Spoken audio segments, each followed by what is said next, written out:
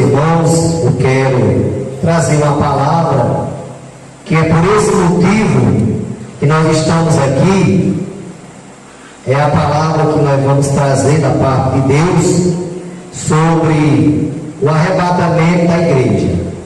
Vai ser uma palavra resumida, porque é um assunto muito profundo que toma muito tempo, mas eu vou resumir e vamos trazer esta palavra, porque o motivo de nós estarmos nessa noite, irmãos, é porque nós queremos ser arrebatados. Nós queremos subir no arrebatamento da igreja. Por isso que nós estamos aqui, para aprendermos a palavra, guardarmos a doutrina, guardarmos os ensinamentos bíblicos, seja na doutrina, seja na escola bíblica dominical. Então, o nosso anseio, o nosso desejo de estarmos aqui é para aprender, guardar e no dia do arrebatamento subirmos para o céu, cantando o hino da vitória. Quero, nesta noite, ler um versículo apenas, que se encontra no livro de Apocalipse, capítulo 1, versículo 1. Apenas este versículo iremos ler nesta noite. Apocalipse, capítulo 1, versículo 1, do livro das Revelações. Diz assim a palavra: revelações de Jesus Cristo, a qual Deus lhe deu para mostrar aos seus servos as coisas que brevemente devem acontecer, e pelo seu santo anjo as enviou e as notificou a João, seu servo. Nós sabemos, irmãos, que o livro de Apocalipse é um livro das revelações de Deus para o futuro, pois a Bíblia ela se divide em 3 partes: passado, presente e futuro. A Bíblia tanto ensina sobre o passado como no presente, e também fala do futuro que há de acontecer. E este livro de Apocalipse foi escrito por João, o último apóstolo a ser morto. Foi o único dos apóstolos que morreu por morte natural, foi João. O imperador da época condenou João e lançou ele em um caldeirão de azeite fervendo, mas João foi jogado ali e Deus fez um milagre que nada aconteceu com João. Foi jogado naquele caldeirão, João foi mergulhado naquele óleo fervendo, irmão, e não aconteceu nada, porque o nosso Deus é poderoso. E o imperador, furioso em ver João escapar da morte, ele condenou João a ser exilado na ilha de Patmos e lá morrer isolado. E foi ali, na ilha de Patmos, que Jesus se revelou para João e falou a João e notificou a João sobre as coisas que haveria de acontecer no futuro. E aqui nós vamos falar nesta noite sobre arrebatamento. O arrebatamento é algo que acontecerá no futuro, a qual a igreja espera a qualquer momento a trombeta de Deus tocar e a igreja ser arrebatada. No dicionário português, a palavra arrebatamento significa retirar algo repentinamente de um lugar. Nós sabemos, irmãos, que o arrebatamento será repentino. Jesus, ele fala nos evangelhos que quando o Filho do Homem voltar, será como um piscar de olho, acontecerá o arrebatamento da igreja. A Bíblia diz que quando os mortos em Cristo ressuscitarem, todos os crentes que estão vivos serão arrebatados para o céu. Ninguém sabe quando acontecerá, mas será nos últimos tempos. Então o arrebatamento da igreja é algo para o futuro, é algo futuro que Jesus revelou na sua palavra. E nós sabemos, irmãos, que este dia está próximo. Por mais que alguém o tenha por tardia, mas o escritor aos Hebreus diz que um pouquinho de tempo, e o que há de vir virá e não tardará. Aleluia. Jesus, ele falou que nem o Filho, nem os anjos sabem, mas unicamente meu Pai. Só Deus sabe o dia que enviará o seu Filho para buscar a sua igreja aqui na terra. Lá no Evangelho de Mateus, capítulo 24, versículo 27, Mateus 24, 40 e 42, Jesus, ele falou o seguinte: porque assim como o relâmpago sai do Oriente e se mostra até o Ocidente, assim será também a vinda do Filho do Homem. Então, estando dois no campo, um será levado, o outro será deixado. Estando duas moendo no moinho, uma será levada e a outra será deixada. Vigiai, pois, porque não sabeis a hora que há de vir o vosso Senhor. Por isso que nós, como igreja, devemos estar em constante vigilância, porque o arrebatamento da igreja será algo repentino. Jesus, ele compara como um ladrão. O ladrão, quando vem roubar, ele não vai avisar o dia que vem. Quando você dá por conta, já está roubado. Do mesmo jeito, irmão, será o arrebatamento da igreja. No arrebatamento da igreja, irmãos, não vai dar tempo de ninguém se preparar. Por isso que a importância de nós, como crentes, estarmos preparados para este dia, que já se aproxima, e que eu creio, irmãos, que Jesus ainda vem hoje. Porque o crente não pode esperar Jesus amanhã. O crente tem que esperar Jesus agora. Aleluia.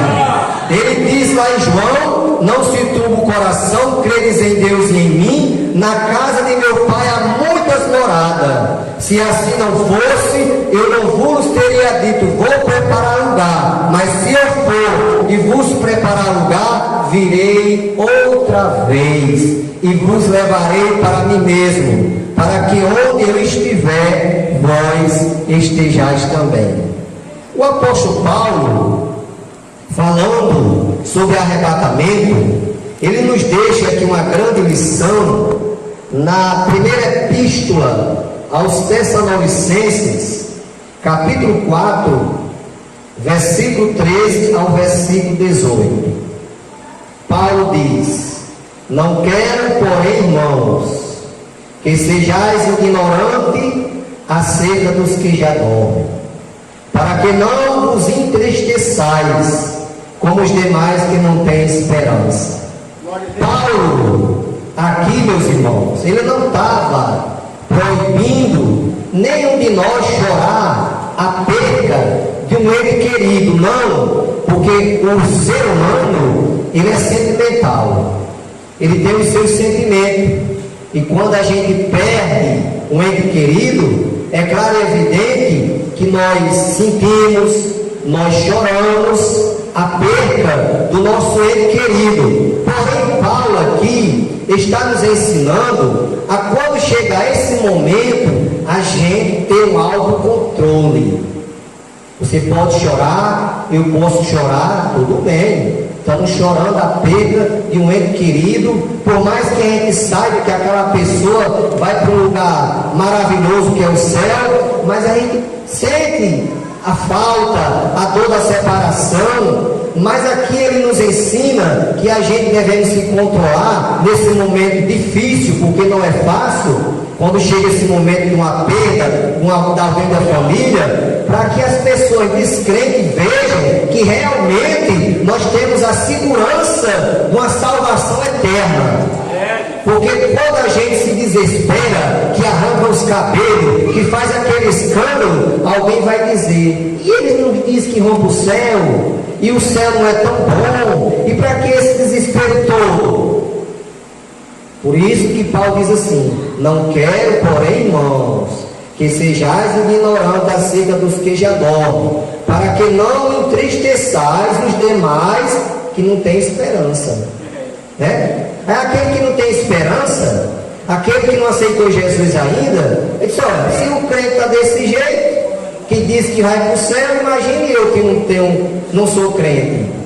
Aí Paulo continua: porque se cremos que Jesus morreu e ressuscitou, assim também aos que em Jesus dorme, Deus os tornará a trazer com ele. Dizemos, pois, isto pela palavra do Senhor, que nós, os que ficarmos vivos para a vinda do Senhor, não precederemos os que dormem. Meus irmãos, no arrebatamento da igreja, se nós estiver vivos, se nós alcançar o arrebatamento, nós não iremos preceder os que dormem no Senhor, não. Primeiro vai ser eles. A palavra diz que primeiramente os nossos irmãos, as nossas irmãs que dormem no Senhor, primeiramente serão arrebatados, ressuscitados, e serão arrebatados quando nós recebemos a transformação, porque automaticamente quando eles forem ressuscitados, nós receberemos a transformação. Nós seremos transformados em um corpo de glória, em um corpo incorruptível, porque Paulo ensina que aquilo que é corruptível se revestirá da incorruptibilidade, e aquilo que é mortal se revestirá da imortalidade. Então nós receberemos um corpo de glória, um corpo incorruptível, e quando nossos irmãos que dormem no Senhor forem ressuscitados, nós seremos arrebatados juntamente com eles a encontrar o Senhor nos ares, e assim estaremos sempre com o Senhor. Aleluia. Isso aí é a esperança, irmão, de quem espera o arrebatamento da igreja. Nós temos a certeza, irmãos, que a qualquer hora a trombeta vai tocar. Agora só quem vai ouvir a trombeta, irmão, é quem estiver vigiando, é quem estiver guardando a palavra, é quem estiver em constante vigilância. Porque Jesus diz: vigiai, pois, porque não sabeis o dia e a hora em que há de vir o vosso Senhor. Aleluia. Aí Paulo aqui ainda continua: porque o mesmo Senhor descerá do céu com alarido, com voz de arcanjo, com a trombeta de Deus, e os que morreram em Cristo ressuscitarão primeiro. Depois nós, os que ficarmos vivos, seremos arrebatados juntamente com Ele nas nuvens, a encontrar o Senhor nos ares, e assim estaremos sempre com o Senhor. Portanto, consolai-vos uns aos outros com estas palavras. Então, irmãos, esta palavra consola uns aos outros, porque nós sabemos que mesmo que chegamos o momento de perder o ente querido, que servia a Deus também como nós servimos, mas um dia nós vamos encontrar Ele na glória. Aleluia, glória a Deus. E aqui, irmãos, o apóstolo João recebeu esta missão de escrever o livro de Apocalipse. Aí pode surgir uma pergunta: os fatos que acontecerão, que precederão após o arrebatamento da igreja, surge muitas perguntas na consciência de cada um de nós. Nós que temos a palavra, que conhecemos a palavra, nós sabemos o que vai acontecer, mas quem não conhece não sabe. Mas um dos precedentes, irmãos, que vai acontecer após a igreja ser tirada da terra, como eu falei no princípio da palavra aqui, eu vou resumir porque não tem como a gente detalhar tudo. Vai se cumprir, irmãos, o capítulo 6 do livro de Apocalipse. É um dos primeiros precedentes. Após a igreja ser tirada da terra, se cumprirá o capítulo 6, que é a abertura do primeiro selo. Está lá registrado, capítulo 6 de Apocalipse, versículo 1 e versículo 2. Não sei, irmãos, quantos dias depois do arrebatamento vai acontecer isso. Não sei se vai ser questão de dias, se vai ser questão de meses. Só sei que vai acontecer, irmãos. O capítulo 6 de Apocalipse, que é a abertura do primeiro selo, aonde João registrou: e havendo o cordeiro aberto um dos selos, olhei e ouvi um dos 4 animais, que dizia, como em voz de trovão: vem e vê. E olhei, e eis um cavalo branco, e o que estava sentado sobre ele tinha um arco, e foi-lhe dada uma coroa, e saiu vitorioso e para vencer. Eu quero aqui primeiramente, irmão, falar uma coisa.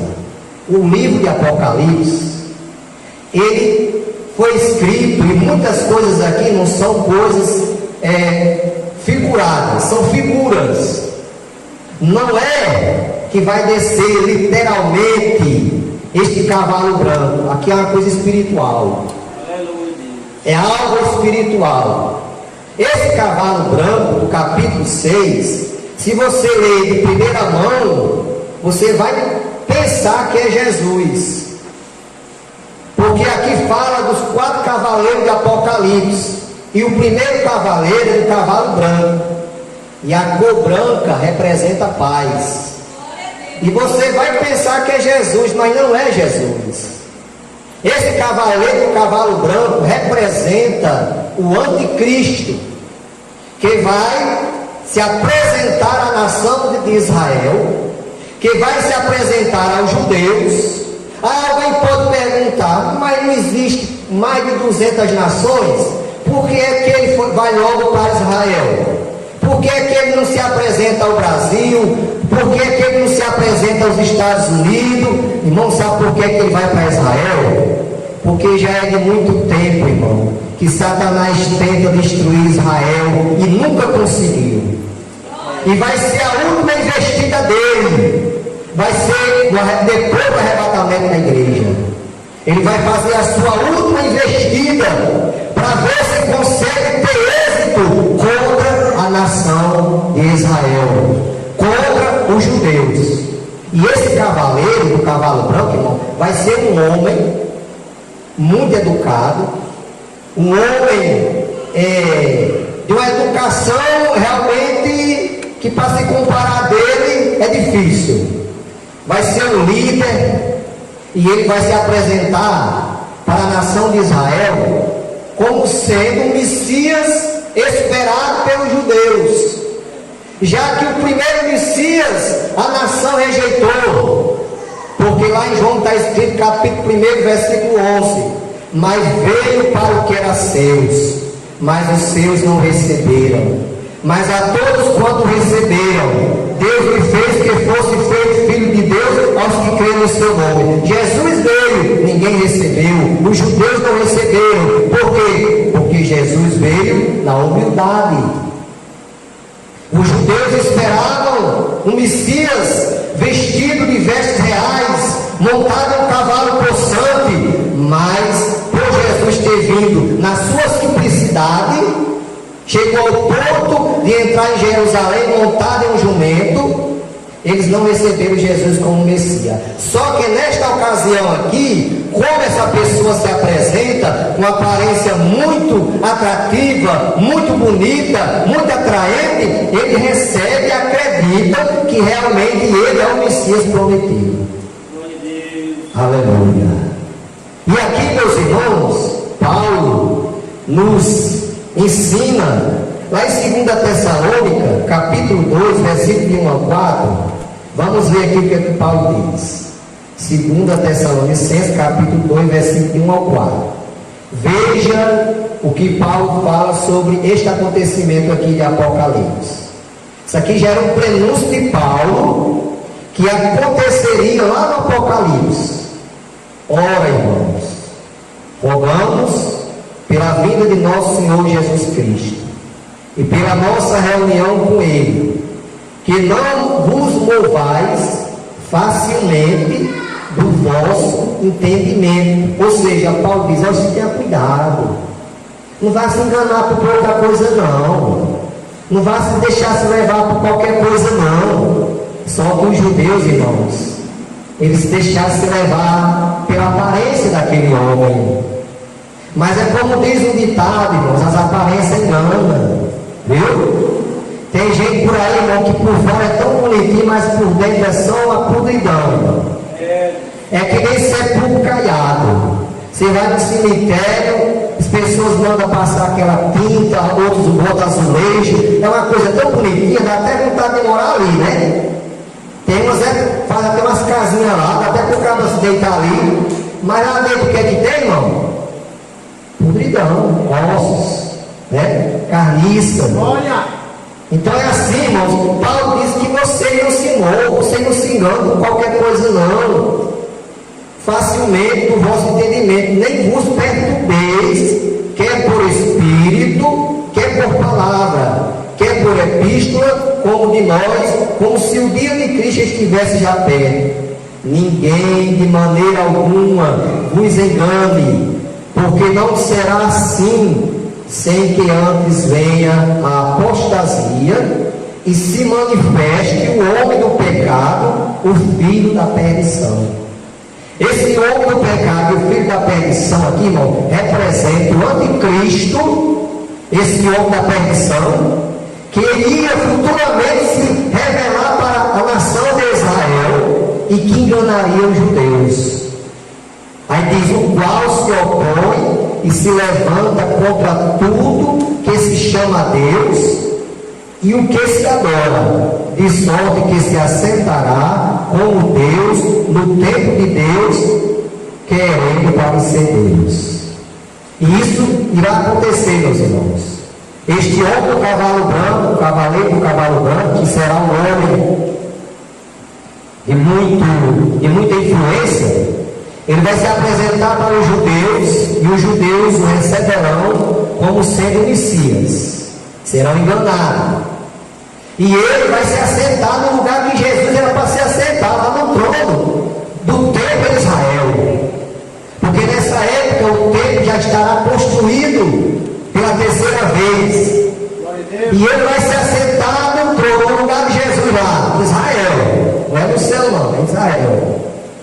E vai ali, irmãos, por 3 anos e meio, conforme Daniel escreve, 1280 dias, que representa 3 anos e meio, ele vai se mostrar sendo realmente o Messias, e os judeus, irmãos, acreditando que era. Mas vai chegar um momento, irmãos, que ele vai proibir a adoração, o sacrifício a Deus. Ele não vai aceitar mais os judeus vir ao templo para sacrificar os seus sacrifícios a Deus. Aí os judeus descobrem que serão que foram enganados. Porque, meus irmãos, um verdadeiro judeu não proíbe ninguém adorar o seu Deus. Já que o anticristo, ele não é judeu, o anticristo será um gentil.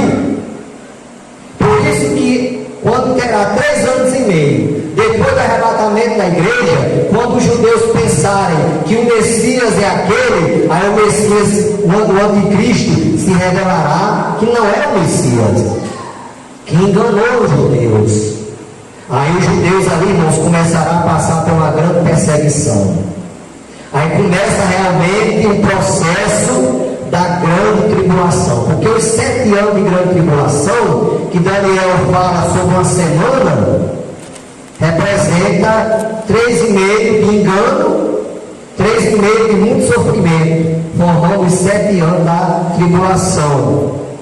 Aí aqui, meus irmãos, ainda a palavra do Senhor nos mostra, lá em Daniel, capítulo 9, versículo 27, Daniel diz assim: e por uma semana, essa semana aqui representa 7 anos, firmará o pacto com muitos.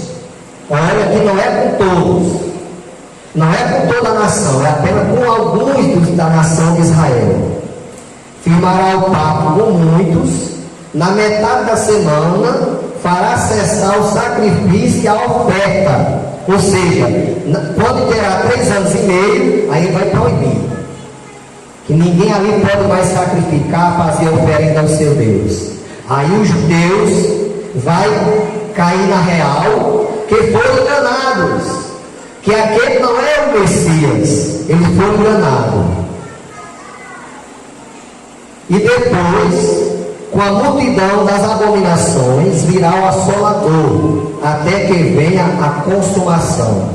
E o que está determinado será derramado sobre ele. O assolador aqui, irmão, representa todas as profecias que serão cumpridas sobre a nação de Israel.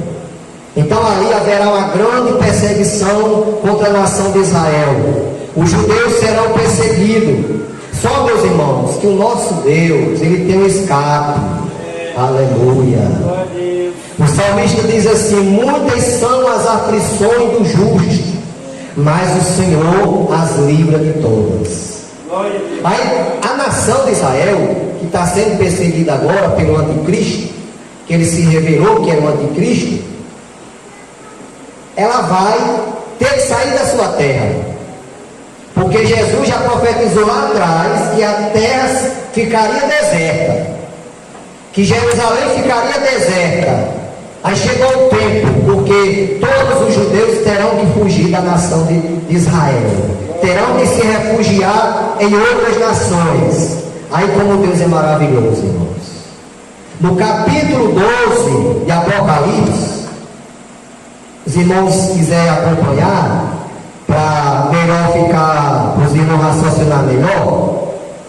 No capítulo 12 de Apocalipse, João fala sobre a mulher e o dragão, algo simbólico também.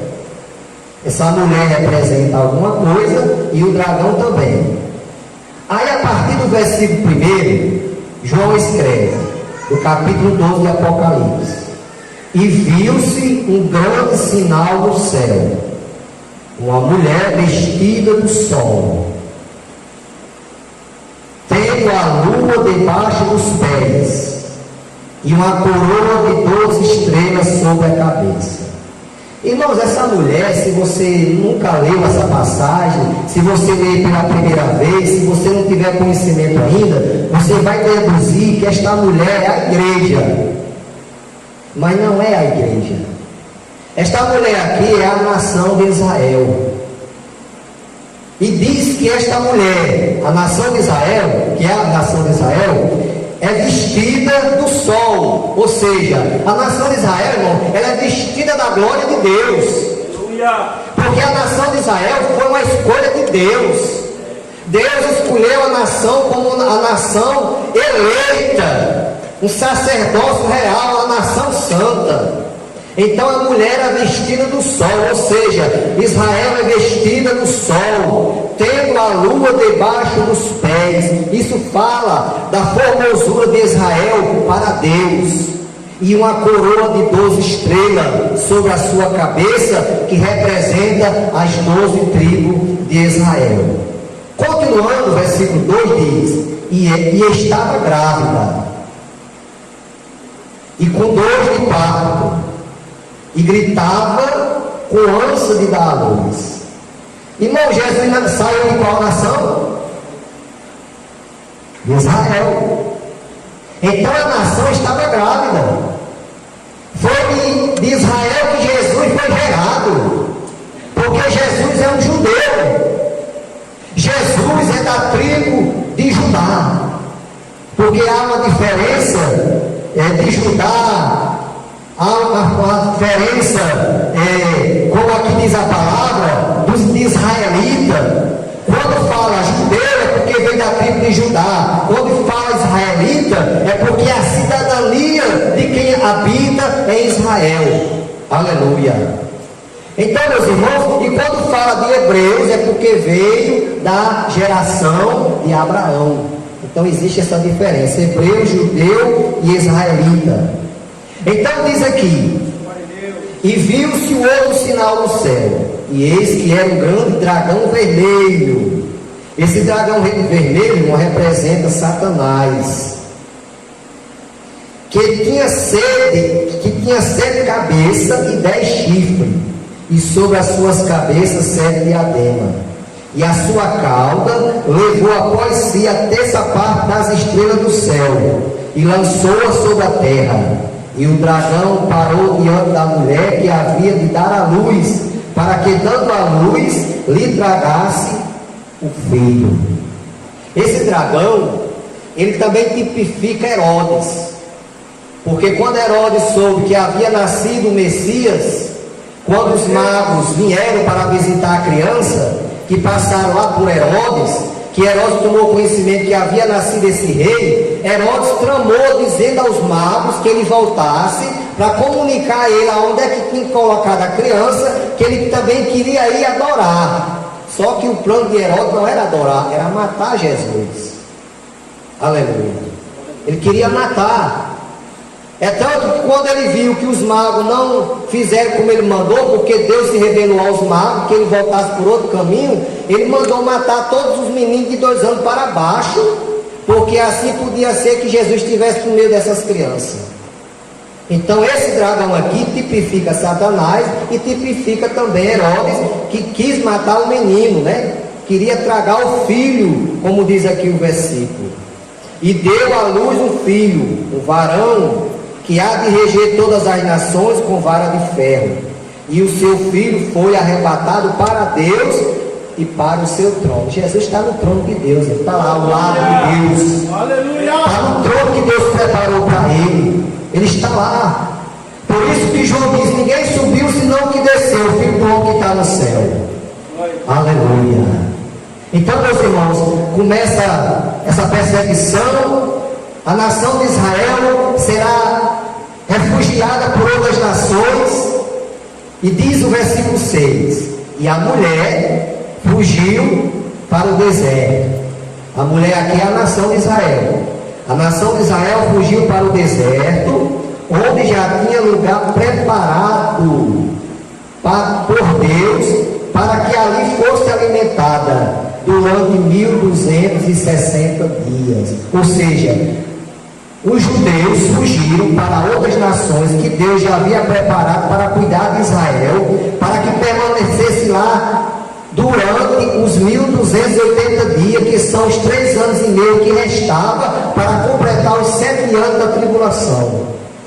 E lá as nações, por determinação de Deus, alimentou, cuidou da nação de Israel até o final da grande tribulação. Jesus, ele fala sobre o juízo. Naquele dia estarão todas as nações perante ele, uma à sua direita e outra à sua esquerda. Os da direita ele vai dizer: vinde bendito de meu Pai, possuí por herança o reino que vos está preparado desde a fundação do mundo. Porque tive fome e deste de comer, tive sede e deste de beber, estava preso e visitaste, estava nu e vestiste-me. Essas pessoas aí, irmãos, ela tem 2 significados, espiritualmente falando. Representa a igreja que vai, por ordem de Deus, entrarão no céu, que está preparado desde a fundação do mundo, quando ele vai dizer: vinde bendito de meu Pai. Também estas palavras vai ser direcionada a estas nações que cuidaram de Israel na grande tribulação. Porque Jesus, quando terminar os 7 anos de tribulação, Satanás estará preparado com seu exército na terra, lá no vale de Armagedon, para guerrear contra o exército de Cristo. Jesus virá do céu, descerá do céu com a igreja glorificada. Aleluia, irmão.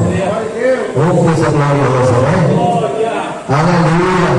Durante a tribulação aqui nós estamos lá no céu, gozando da eternidade.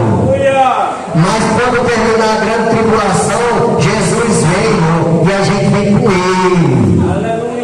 Nós seremos o exército de Cristo. Jesus voltará glorificado com a igreja, conosco.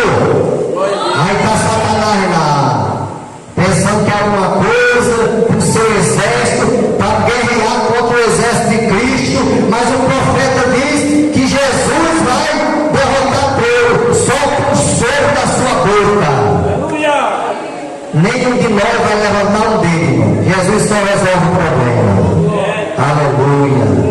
E a Bíblia diz, meus irmãos, que ali Satanás será amarrado por 1000 anos, será jogado na prisão eterna lá, amarrado por 1000 anos, e nós, a igreja, iremos reinar aqui com Cristo 1000 anos. E essas nações que cuidaram de Israel vai ter o privilégio, irmão, de participar do milênio. Agora vale lembrar uma coisa, irmão, participar do milênio significa salvação. Elas vão ter o privilégio de participar. Deus vai dar essa oportunidade a estas nações pelo motivo que eles cuidaram da nação de Israel. E quem cuida de Israel é abençoado. Jesus fala, o próprio Deus falou: aquele que te abençoar será abençoado, aquele que te amaldiçoar será amaldiçoado. Então as nações que cuidaram de Israel na grande tribulação vão ser abençoados em participar do milênio, porque cuidaram da nação eleita de Deus. Aleluia. Agora não quer dizer salvação. Terão o privilégio de participar, mas não quer dizer que são salvos. Porque salvo é aquele que aceita Jesus. Porque quando eu fui crente, eu pensava que todo judeu ia para o céu. Mas não vai não, irmão. Vai não. Só vai para o céu aquele que tiver um conserto com Cristo. Aquele que aceitar Jesus como Salvador. Esse vai para o céu. Aleluia. Então, meus queridos irmãos, acontecerá tudo isso após o arrebatamento da igreja. A igreja será arrebatada, acontecerá a grande tribulação, aleluia. A igreja estará no céu durante a grande tribulação. Jesus voltará para reinar com a igreja na terra. E a Bíblia diz, irmãos, lá no profeta Isaías está escrito que no milênio, hoje, a palavra diz que passou dos 70 é enfado e canseira. Que Deus limitou até o máximo 120 anos para a pessoa viver. Mas no milênio, irmão, porque no milênio as mulheres vão ter filho. E uma criança de 100 anos, irmão, olha, uma criança terá 100 anos. Pessoa completa 100 anos, mas é uma criança ainda. 100 anos hoje, irmão, é um caduco. Olha, hoje se estiver vivo com 100 anos, está no fundo de uma rede, né? Mas no milênio, irmão, de 100 anos ainda é uma criança. No milênio, irmão, o leão, a criança brinca com o leão, o leão brinca com o cordeiro. Porque hoje, se você botar um cordeiro na frente do leão, ele demora. No milênio é diferente, vai estar pastando com o cordeiro. Por quê? Porque no milênio, irmão, não haverá maldade. Aleluia. Só haverá bem, amor, não haverá maldade não. Até os animais Deus vai tirar esse sentimento de maldade, de matar. Um leão será como um cordeirozinho, pastando ali com o cordeiro. Não faz nem mal. A criança brinca com o lobo, né?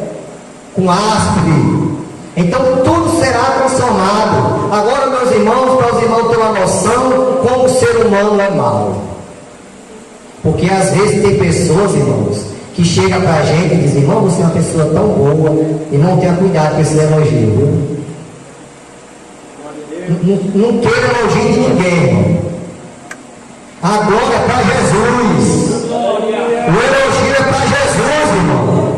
Sabe por que a gente não deve receber e achar que somos bons? Sabe por quê? Porque o nosso Salvador não quis ser chamado de bom.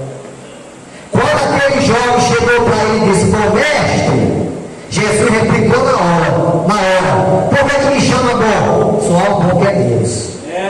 E a palavra diz que todo homem é mau.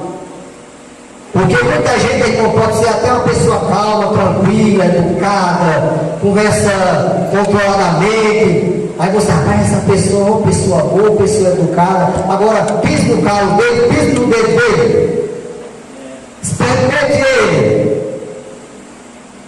Porque tem gente, irmão, que é assim: você faz 999 vezes. Aí até aí você é um Deus para ele. Ô pessoa maravilhosa, essa pessoa é muito boa, me ajuda, faz as coisas para mim, ora por mim. Agora eu não quero as mil, não. Se você não quer as mil, irmão, ele vai sair dentro de você um demônio, você não presta, você não vale nada. É assim, irmão, o ser humano é assim. É ou não é, igreja? Se eu estiver mentindo, a igreja pode me desmentir. É desse jeito, meus irmãos. O ser humano é complicado. Só quem entende o homem, só quem entende o ser humano é Deus, porque o amor dele é grande, é imenso. Aleluia. Mas o ser humano é complicado, meus irmãos. Aí os irmãos sabem o que é que vai acontecer, igreja? Olha, 1000 anos de paz. Não haverá doença, não haverá dor, não haverá tribulação, é só paz. Você sabe o que é paz? Coisa boa. O homem não vai precisar trabalhar, é coisa boa, né, irmão? Não vai precisar trabalhar, não, viu, irmão? Essa é só coisa boa. É como o princípio lá: Deus fez o homem, não foi para trabalhar, não, viu? É verdade. Sabe quem fez nós trabalhar? Foi Adão. Se Adão não tivesse pecado, irmão, nós tínhamos uma vida hoje assim como o céu. Porque Deus providenciava tudo. Mas por causa do pecado de Adão, é que precisa hoje nós trabalhar, derramar o suor do rosto para comer o nosso pão. Se Deus permitisse, irmão, lá no céu, nós ia se ajuntar e dar uma surrada. Se ele estiver lá também, que ninguém sabe se ele está, né? Porque por causa dele nós trabalhamos hoje, temos que sofrer, os irmãos passam o dia todo trabalhando, sofrendo no sol quente, no lote, ou qualquer emprego que os irmãos trabalham. As irmãs também passam o dia todo sofrendo, ralando. É por causa de Adão e Eva, viu, irmão? Esse casal. Aí os irmãos imaginam, no milênio não tem nada de ruim, só coisa boa. Deus dá de tudo à nação. Mas você sabe o que acontece? Quando termina o milênio, Satanás é solto por um pouquinho de tempo. Não é por muito tempo, não, é um pouquinho de tempo. Mas os irmãos acreditam, irmão, que esse pouquinho de tempo que Satanás é solto, ele não engana uma multidão de gente que é como areia do mar. É uma quantidade de gente grande. A maioria das pessoas são enganadas por Satanás ainda. Você veja como o ser humano é mau, irmão. A pessoa passa 1000 anos só na bênção. Deus concede a bênção a essa nação, as pessoas 1000 anos. Aí quando termina o milênio, isso aí, irmão, é o tipo de gente que só quer ser crente na bênção, sabia? Enquanto tem bênção é crente, enquanto tem bênção é glória a Deus, é aleluia, é louvado seja o nome do Senhor, é pulando, é falando mistério se for batizado. Mas quando está na prova é a maldizência. É igual a mulher de Jó. Porque a mulher de Jó, irmão, era do tipo de crente que só quer ser crente na bênção. Enquanto ela estava com a riqueza, com as fazendas, com os camelos, com o gado, com toda a riqueza, a mulher era crente. Mas quando Deus permitiu tomar tudo, que Jó estava lá na cinza, aí ela começou a reclamar da vida e chegou para o marido e disse: ainda tu retens a tua fidelidade a esse teu Deus? Amaldiçoa esse Deus imóvel. Então, irmãos, depois que Satanás for solto, um pouquinho de tempo, vai enganar uma multidão de pessoas. Só que essas pessoas vão perder a bênção, viu, irmão? Vai perder a bênção, porque os que permanecerem fiéis, irmãos, a Jesus Cristo, vão gozar a eternidade. E ali, meus irmãos, resumindo, eu falei que era resumido, ali Deus vai concretizar toda a obra arquitetada por Ele. Haverá o grande dia de juízo, e Deus ali fará o julgamento das nações, os que vão para o céu, os que não vão para o céu. E ali nós que servimos a Deus, os que servem a Deus irão gozar a eternidade para todo sempre. E os que não servem, irmão, irá gozar o inferno para todo sempre também. Porque assim como o céu é eterno, é na eternidade, não tem fim, o inferno também não tem. É para a eternidade. A palavra diz que lá o bicho não morre.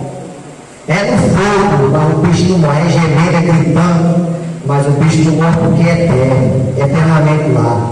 Aleluia. Então, querida igreja, nós estamos nessa noite aqui, aprendendo a palavra, para guardar essa palavra em nosso coração, porque nós sabemos, irmãos, que nós só vamos ter o direito de entrar no céu se nós guardar a palavra de Deus no nosso coração. O salmista diz: guardei a tua palavra no meu coração para eu não pecar contra ti. Se nós não guardarmos essa palavra, irmãos, se nós não obedecermos a doutrina, porque tem muitos aí, meus irmãos, que estão desprezando a doutrina que aprendeu há tantos anos atrás, que hoje estão sendo ludibriados, enganados por certos evangelhos que tem por aí, por certos ensinamentos, aí estão deixando a sã doutrina. Quando Paulo diz assim: tem cuidado de ti mesmo e da doutrina, Paulo ensinando a Timóteo para que ele ensinasse a igreja. Aí tem muitos irmãos hoje que aprenderam correto, pastor ensinou bem direitinho como era para ser, como era para andar, como era para se comportar. Aí hoje muitos entraram nessa onda da modernidade. Nós estamos vivendo num tempo moderno, nós estamos vivendo no século XXI, as coisas mudaram, tudo mudou. Realmente, muita coisa mudou, irmão. Agora Jesus é o mesmo. A palavra diz que é o mesmo ontem, o mesmo hoje e será eternamente. A palavra é a mesma. A palavra não muda. Jesus disse: passará o céu e a terra, mas a minha palavra não há de passar. A palavra de Deus é a mesma de 40 anos atrás, de 50 anos atrás. Não muda, irmão. Se alguém mudar, se alguém está mudando, está correndo perigo, irmão. Está colocando a sua salvação em risco. Porque a palavra diz que não devemos remover os limites antigos. Tem crente hoje, irmão, que eu escuto, eu fico assim: meu Deus, como é que pode? Crente hoje, irmão, que diz: não, é porque naquele tempo era diferente.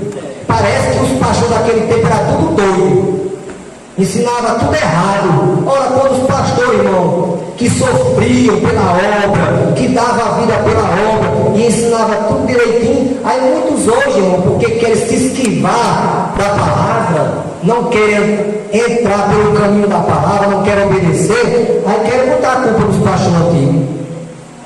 Misericórdia, irmão. Misericórdia. Mas nesta noite estou feliz, alegre por estar aqui aprendendo juntamente com os irmãos. Porque aqui também eu vim aprender, viu, irmão? Porque eu quero ir para o céu também. E eu tenho consciência que se eu não guardar essa palavra, eu também não vou para o céu, não. Pastor, você vai para o céu, não, você é pastor. E título adianta de nada, irmão? Tem gente confiando em título. O camarada é pastor, vai para o céu. Que conversa, irmão? A palavra diz: ai dos pastores. Sabe o que é esses pastores aí? É aqueles que não obedecem a palavra. Esses pastores vão perder a bênção, que não estão obedecendo a palavra. Então ninguém se confia em título, não. Que título não leva ninguém para o céu, não. O que leva para o céu é ser crente fiel, é guardar a palavra, é obedecer a doutrina. É isso que leva o crente para o céu, e não o título. Aleluia. Eu vi aos anos passados um testemunho de um pastor. Ele contou que um pastor foi arrebatado em sonho. Foi um sonho que ele teve, um arrebatamento em sonho. E ele sonhava que quando chegava no céu, todos os crentes já tinham sido coroados. Porque todos nós, irmãos, recebemos uma coroa, um galardão, pelo trabalho que fizemos aqui na terra. Então todos já tinham sido galardoados, já tinham recebido as suas coroas. Só tinha 2 coroas de resto. E só existia 2 irmãos de resto para ser coroado. Era o pastor e uma irmãzinha bem simplesinha da igreja que ele era pastor. Essa irmãzinha, irmão, era bem quietazinha, bem simplesinha, bem humildezinha, sentava lá nos últimos bancos, Tinha irmão que passava nem a paz do Senhor dava a irmã, desprezando a irmã. Você sabe que tem crente dessa qualidade até hoje? Que passa pelo outro e não dá a paz do Senhor? Quem sofre com isso não é os porteiros. Glória a Deus. Aleluia. Digo isso porque eu já fui porteiro, irmão. Trabalhei como porteiro muito tempo. Se precisar hoje, já trabalho ainda. Aleluia. Glória a Deus. Não tenho isso comigo não, viu, irmão? Eu fui pastor, como os irmãos sabem, em algumas cidades. Quando havia um trabalho que os porteiros não vinham, eu ia para a porta. Que ali é um trabalho digno, irmão, ser porteiro da casa do Senhor. Aleluia. É o mesmo trabalho, é o mesmo valor de ser pastor. A diferença é a responsabilidade, que muda. Mas o trabalho para Deus significa o mesmo, tem o mesmo valor. Aí eu sei, irmão, que o anjo veio com a coroa bonita. Aí o pastor disse assim: essa aí é a minha.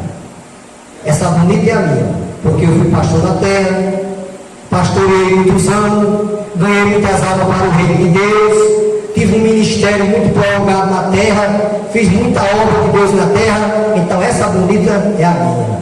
Essa fraquinha é da irmãzinha lá. Aí o anjo vem com a coroa, se direciona a irmã. Aí o pastor disse: não, peraí. Essa coroa não é dela não. Essa coroa é a minha.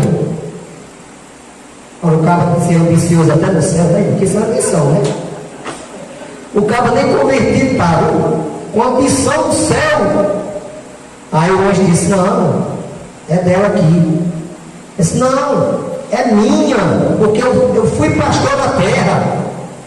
Eu tive um ministério grande na terra, ganhei muitas almas, fiz muitas construções, fiz isso e aquilo.